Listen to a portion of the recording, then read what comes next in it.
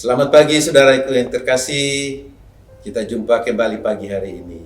Sebelum memulai aktivitas kita pada pagi hari ini, mari kita berdoa, membaca, merenungkan firman Tuhan terlebih dahulu. Mari kita satu dalam doa. Bapa di surga, kami datang kepadamu saat ini. Sebelum kami memulai aktivitas kami rindu diberkati dengan kebenaran firman-Mu.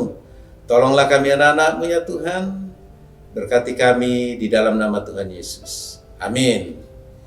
Baik, firman Tuhan bagi kita pada pagi hari ini dari 1 Timotius pasal 6 ayat 1 sampai dengan ayat yang ke-10. Saya akan membacakannya bagi kita sekalian.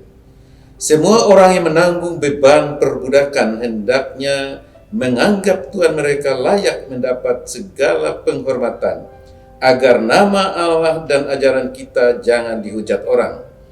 Jika Tuhan mereka seorang percaya, janganlah ia kurang disegani karena bersaudara dalam Kristus.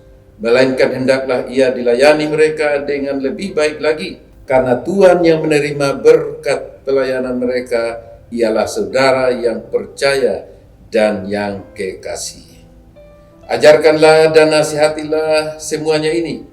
Jika seorang mengajarkan ajaran lain dan tidak menurut perkataan sehat, yakni perkataan Tuhan kita Yesus Kristus, dan tidak menurut ajaran yang sesuai dengan ibadah kita, ia adalah seorang yang berlagak tahu, padahal tidak tahu apa-apa.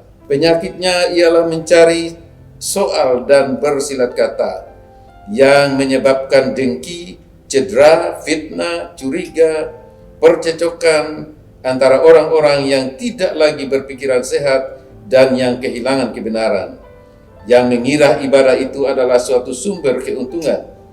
Memang ibadah itu kalau disertai rasa cukup, memberi keuntungan besar, sebab kita tidak membawa sesuatu apa ke dalam dunia, dan kita pun tidak dapat membawa apa-apa keluar.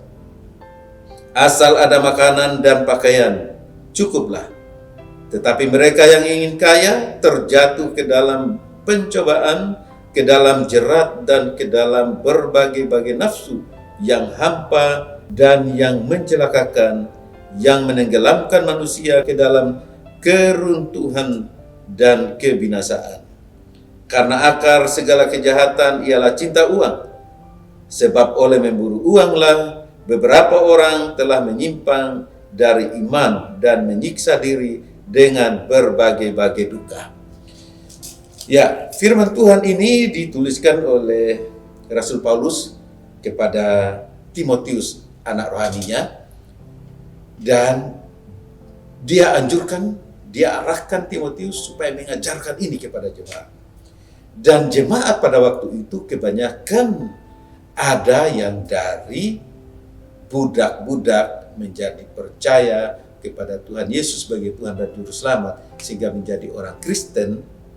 Nah, disampaikan oleh Rasul Paulus kepada Timotius supaya disampaikan kepada jemaat-jemaatnya ini. Ya, saudara yang terkasih, ya, tema kita adalah bekerja sebagai ibadah. Bekerja sebagai ibadah artinya segala sesuatu yang kita kerjakan, yang kita lakukan, itu harus dalam rangka ibadah kepada Tuhan. Jadi segala sesuatu yang kita lakukan bukan untuk manusia, tetapi untuk Tuhan. Dan oleh karena itu, kita penting untuk menyadari bahwa setiap pekerjaan yang kita lakukan adalah ibadah kepada Tuhan. Ya, yang pertama ialah kita harus taat dan hormat pada atasan. Artinya bekerja dengan rajin, ambil tanggung jawab, menghormati atasan, bekerja dengan baik, tanpa mengomel, tanpa menggundel dalam hati, ya, tapi benar-benar melakukan dengan sukacita, dengan penuh damai sejahtera.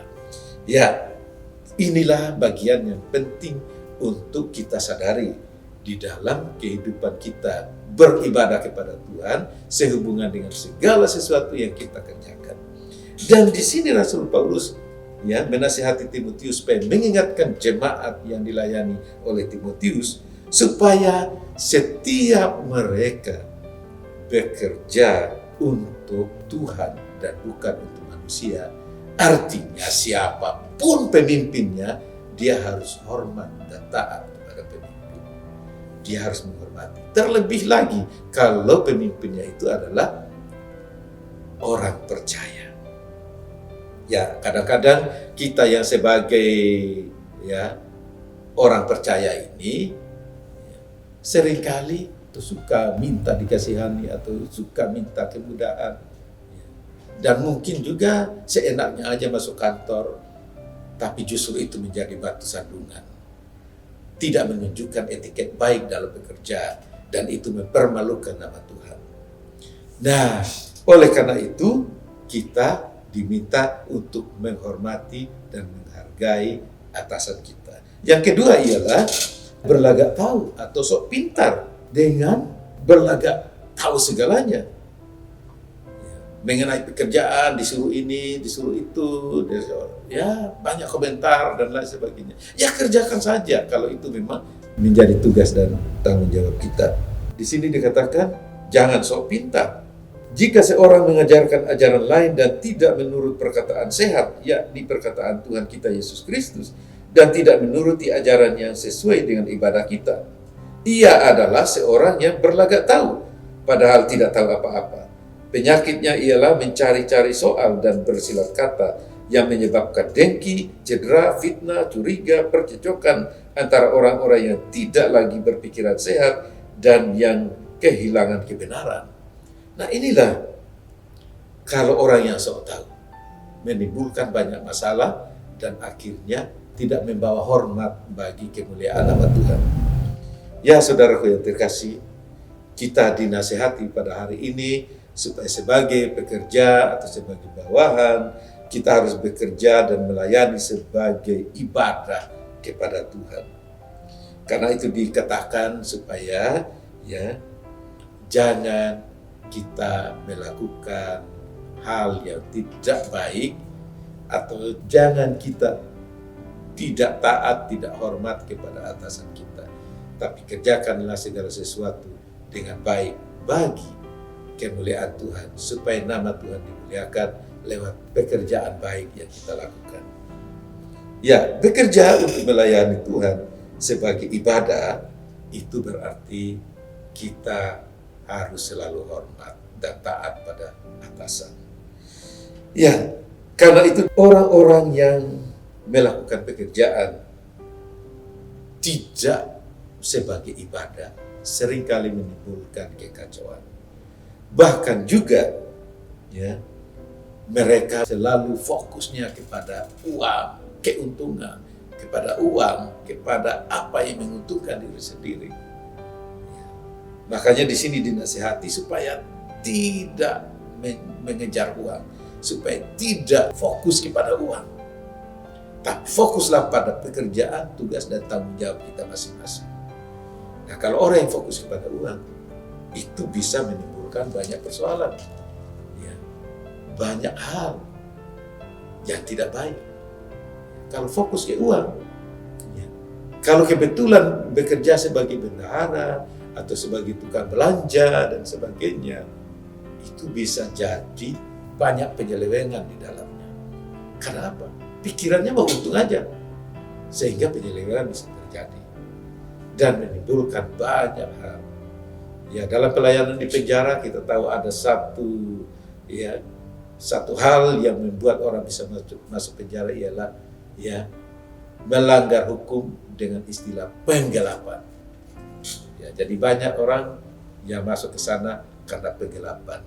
Nah, ini yang kita perhatikan, bahwa kalau fokus ke uang bisa jadi buat penggelapan, atau melakukan korupsi, atau melakukan markup, penggelapan. Termasuk kita mungkin soal ketaatan kepada pemerintah, bisa menggelapkan pajak dan sebagainya, membayar pajak tidak yang semestinya. Ini hal yang tidak boleh terjadi bagi kita anak-anak Tuhan. Karena jika demikian, sebenarnya kita tidak sedang fokus kepada Tuhan sebagai pemberi upah bagi kita, tetapi kita sedang fokus kepada uang. Semua orang di dunia ini mencari apa yang mereka inginkan, atau yang kita katakan sebagai harta benda. Semua orang cari. Ya. Tapi Tuhan Yesus bilang begini, semua itu dicari bangsa-bangsa yang tidak mengenal Allah. Tetapi carilah dahulu kerajaan Allah dan kebenarannya, maka semuanya akan ditambahkan kepadamu. Artinya, kalau soal kebutuhan kita, itu tambahan. Yang paling fokus, yang paling benar ialah Tuhan yang menjadi milik kita, sehingga kita tetap dijaga, dilindungi, dipeliharanya.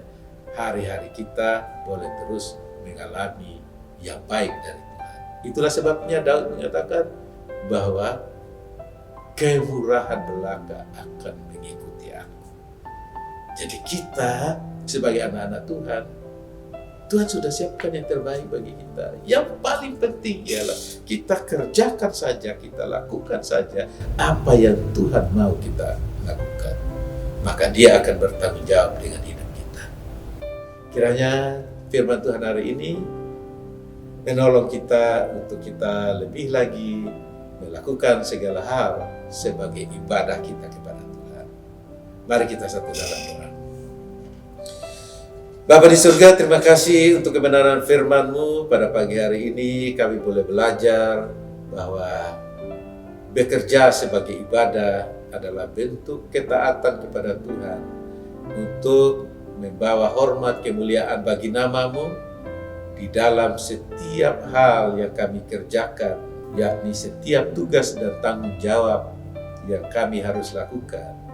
Biarlah kami melakukan semuanya itu demi Tuhan dan untuk kemuliaan nama Tuhan, sehingga Engkau boleh dimuliakan lewat kehidupan kami hari lepas hari. Terpujilah Engkau ya Bapa, inilah doa dan ucapan syukur kami kepadamu. Berkati seluruh jemaat-Mu, di dalam nama Tuhan Yesus kami berdoa. Amin. Salam, terima kasih.